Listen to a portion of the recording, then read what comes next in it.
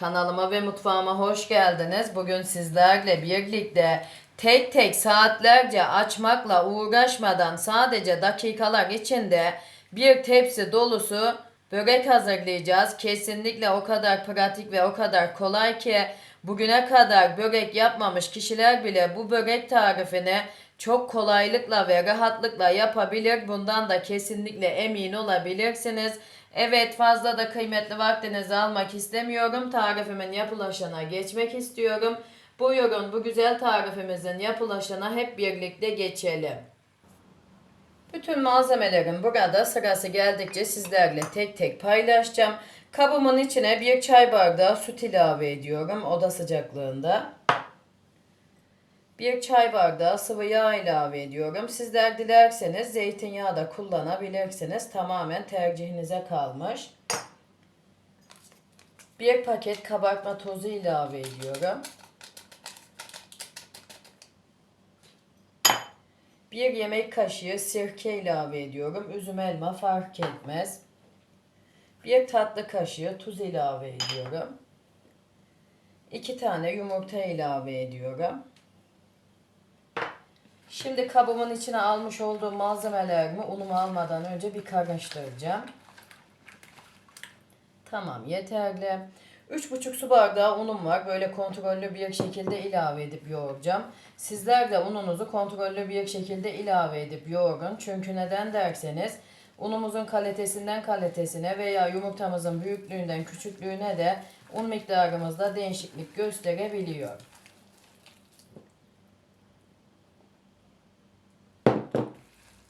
Şimdi hamurumu pürüzsüz hale gelinceye kadar yoğuracağım. Ele yapışmayan yumuşak bir hamur elde edeceğim.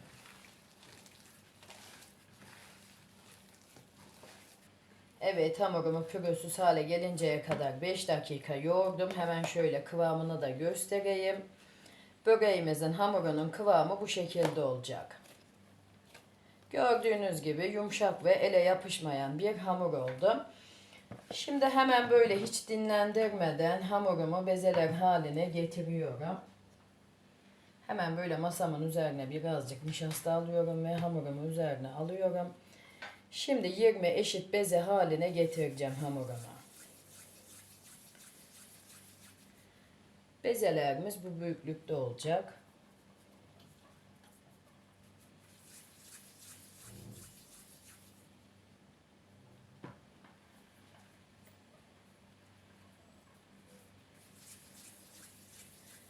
Şimdi bütün hamurumu sizlere gösterdiğim gibi yapıp bitireceğim. Bütün hamurumu bezeler haline getirdim. Hemen böyle kabımı karşıya alıyorum ve yine hiç dinlendirmeden bezelerimi servis tabağı büyüklüğünde açacağım.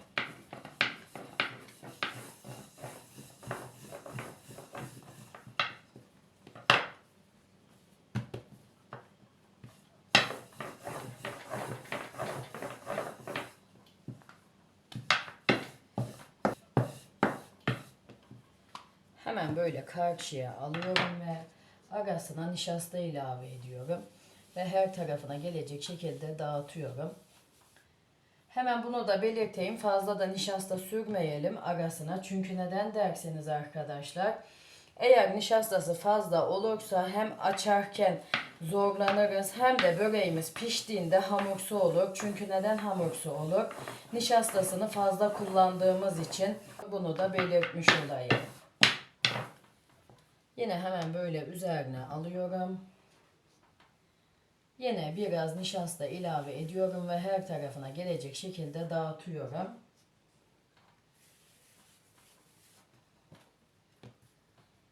Yine bir tane bezeme alıyorum ve açmaya başlıyorum.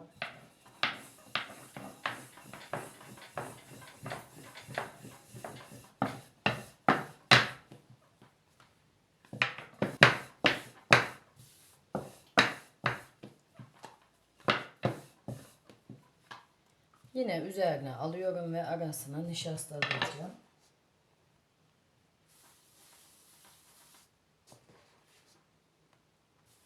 Bu şekilde. Şimdi bütün hamurumu sizlere gösterdiğim gibi açıp bitireceğim. Onlu iki grup oluşturacağım bilginize. Evet, hepsini açıp bitirdim, sizlere gösterdiğim gibi. Şimdi bir grup hamurumu böyle kabımın içine alıyorum ve ağzını kapatacağım üzerinin kurumaması için. İlk hazırlamış olduğum hamurumu da açıyorum.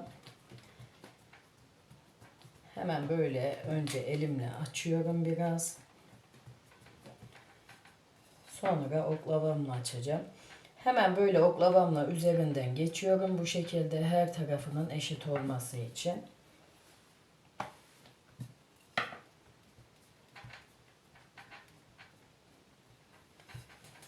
Şimdi hamurumuzu elimizden geldiği kadar açıp büyütelim.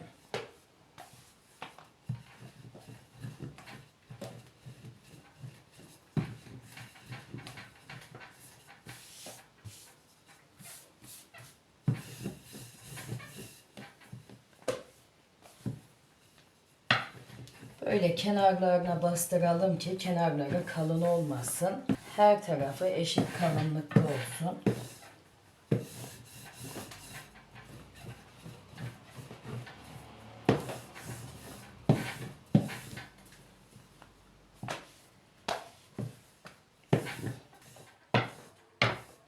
Böyle kenarlarına bastıralım, ince olsun.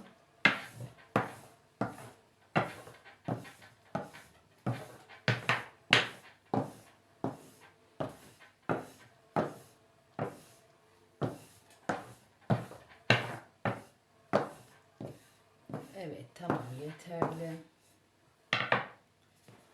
Şimdi hemen böyle tepsimi üzerine alıyorum ve tepsimin genişliğinde keseceğim hamurumu. Böyle bu şekilde.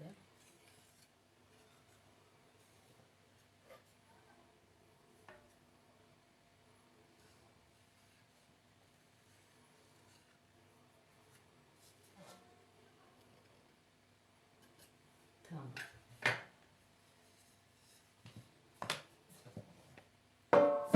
Hemen böyle tepsimin içine alıyorum. Ve hamurumu düzlüyorum.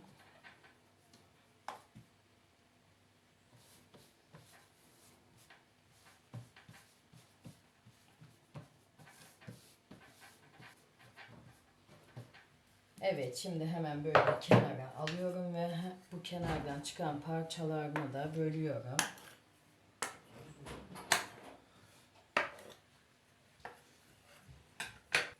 Hemen böyle tepsimi yine getiriyorum ve bu kenardan çıkan parça hamurlarımı da üzerine ilave ediyorum.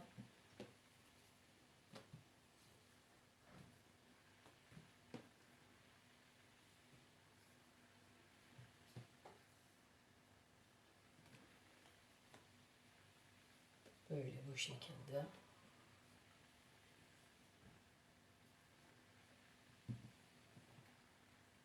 Ve iç harcımı ilave ediyorum. Hemen bunu da belirteyim arkadaşlar. Benim iç harcım bir gün önceden kaldı. Yeni yapmadım yani. Yeni yapmadığım için de sizlere de gösteremedim iç harcımı nasıl hazırladığımı. Bunu da belirtmiş olayım. Bu şekilde börek yapıp değerlendirmek istedim. Arta kalan iç harcımı. Ama iç harcımı nasıl hazırladığımı açıklamalar kısmına yazacağım. Oradan bakıp yapabilirsiniz. Eğer böyle benim gibi patatesli yapmak istemiyorsanız kaşarlı veya peynirli de yapabilirsiniz. Tamamen tercihinize kalmış. Şimdi iç harcımı her tarafına gelecek şekilde dağıtıp düzleyeceğim.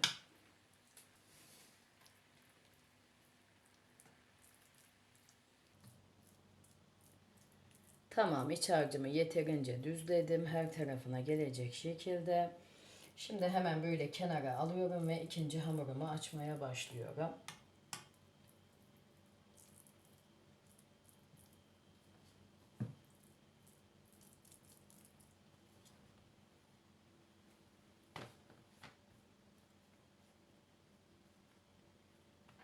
Şimdi bu şekilde elimle birazcık hamurumu açıp düzlüyorum. Sonra oklavamla açacağım.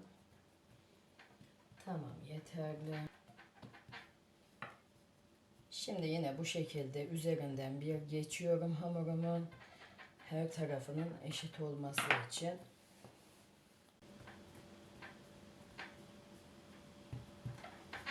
Tamam, şimdi açmaya başlayalım. Bu hamurumu büyük açmayacağım arkadaşlar. Tepsimin genişliğinde açıp büyüteceğim ki kenarından parça çıkarmak zorunda kalmayalım. Yani ikinci hamurunuzu açarken dikkat edin. Büyük açmayın. Tepsinizin genişliğinde açmanız yeterli olacaktır.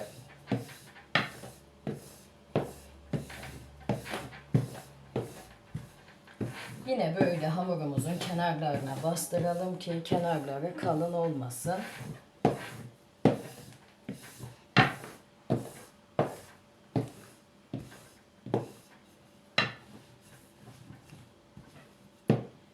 Yani bakar mısınız, açarken bile tek tek ayrılıyor hamurumuz.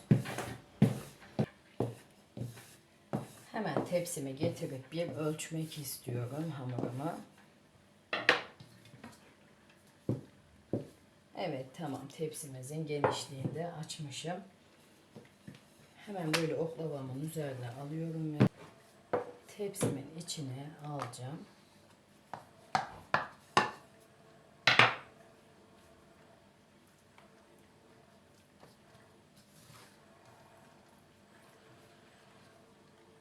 Şimdi yine hamurumuzu bu şekilde düzleyelim. Kenardaki fazlalığı böyle içine doğru verelim.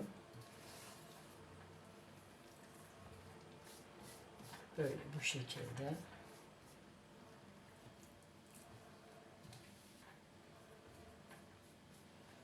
Evet, tamam. Şimdi parmak uçlarımla bu şekilde bastıracağım ki pişerken açılmasın. Bu şekilde. Şimdi böreğimi bu şekilde dilimliyorum.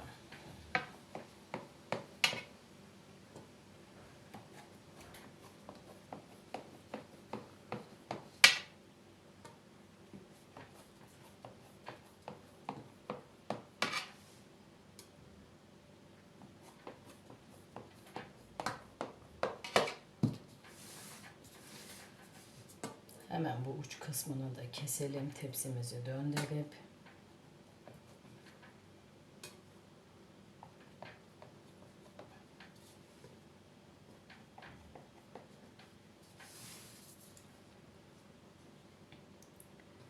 Şimdi bu şekilde dilimler haline getirelim.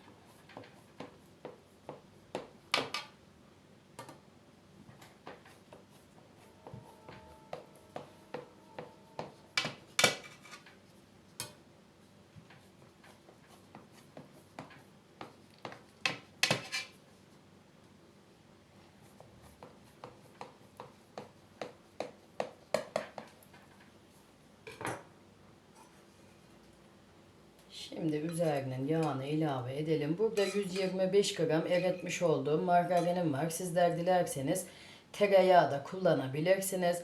Hemen böyle üzerine çıkan o beyaz köpüğünü alalım ki böreğimiz piştiğinde üzerinde bir yanıksı görünüm olmasın. Hemen şöyle göstereyim. Bu beyaz köpüğünü kesinlikle almalıyız. Şimdi üzerine bir çay bardağı da sıvı yağ ilave ediyorum. Ve karıştırıyorum. Hemen bunu da belirteyim. Margarinimiz eridiğinde tamamen soğumalı arkadaşlar. Sıcakken asla hamurumuzun üzerine ilave etmeyelim. Çünkü neden derseniz hamurumuzu hamurlaştıracaktır. Bunu da belirtmiş olayım. Eğer bu vermiş olduğum püf noktalarına dikkat ederseniz böreğimizden çok güzel sonuçlar alırsınız. Bunu da belirtmiş olayım. Şimdi hemen böyle her tarafına gelecek şekilde yağımı ilave ediyorum. Hiçbir tarafı kuru kalmasın.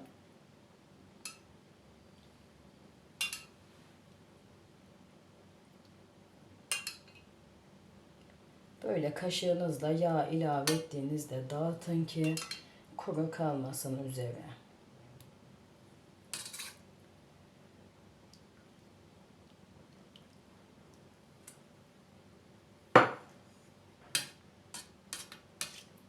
Evet, tamam. Şimdi yağını içine iyice çekmesi için bir 15 dakika dinlendireceğim. Sonra fırınıma ayarlayıp pişireceğim. Evet, böreğimiz 15 dakika dinlenip yağını içine iyice çektim. Şimdi fırınımı alt üst fan ayarla 180 dereceye ayarlayacağım. Önceden 10 dakika ısındıktan sonra katıp böreğimi pişireceğim. Böreğimizi böyle arkadaşlar 190 derecede 200 derecede pişirmiyoruz. Çünkü neden derseniz eğer yüksek ayarda pişirirsek böreğimizi hemen pişecektir ve böreğimizin içi de çiğ kalacaktır. Bu nedenle de böreğimizi 180 derecede pişirmeliyiz. Yani böreğimiz ne kadar yavaş pişerse o kadar katları da güzel ayrılır ve böreğimizin de içi çiğ kalmaz. Bunu da belirtmiş olayım. Hemen bunu da belirtmek istiyorum. Yine de sizler kendi fırınınızın ayarına göre ayarlayıp pişirirseniz daha güzel sonuçlar alırsınız. Çünkü neden derseniz arkadaşlar herkesin fırınının markası aynı olmadığı için pişirmede de değişiklik gösterebiliyor. Bunu da belirtmiş olayım. Yani sizler de fırınınızın ayarını bilirsiniz. Böreğinizin hangi ayarda daha güzel pişeceğini ona göre ayarlayıp pişirin. Fırınım da ısındı. Şimdi böreğimi katıp pişiriyorum. Evet, böreğim pişti. Daha yeni fırınımdan aldım. Benim fırınımda 1 saatte pişti. Bunu da hemen belirtmiş olayım. Şimdi biraz böreğimiz dinlensin. Sonra iç dokusunu da sizlerle paylaşacağım. Böreğimiz dinlendi. Hemen böyle bir dilim alıp göstermek istiyorum. Yani o kadar güzel bir börek tarifi oldu ki kat kat ve çıtır çıtır, kesinlikle lezzetine, görüntüsüne hayran kalacağınız bir börek tarifi oldu. Yani ikram ettiğiniz herkes inanın ki lezzetine, çıtırtısına bayılacak. Bundan kesinlikle emin olabilirsiniz. Kendim yaptım diye de söylemiyorum. Zaten görüyorsunuz her katının da tek tek açmışız gibi sayıldığını kesinlikle gönül rahatlığıyla yapabilirsiniz. Eğer vermiş olduğum bütün püf noktalarına dikkat ederseniz kesinlikle sizler de böyle benim gibi çok güzel bir börek elde edebilirsiniz. Bundan da kesinlikle emin olabilirsiniz. Daha önceden beğenmediğim ve denemediğim hiçbir tarifimi siz değerli takipçilerimle de paylaşmıyorum. Gönül rahatlığıyla yapabilirsiniz. Bu ve diğer bütün tariflerimi. Evet, bugünkü tarifim de buraya kadardı. Umarım beğenirsiniz ve daha güzellerini sizler yaparsınız. Yine tarifimle alakalı aklınıza takılan sorularınız olursa yorumlar kısmına yazarsanız elimden geldiği kadar hızlı cevap vermeye çalışıyorum. Bunu da belirtmiş olayım. Evet, umarım beğenirsiniz ve daha güzellerini sizler yaparsınız. Kendinize iyi bakın. Allah'a emanet olun. Hoşça kalın.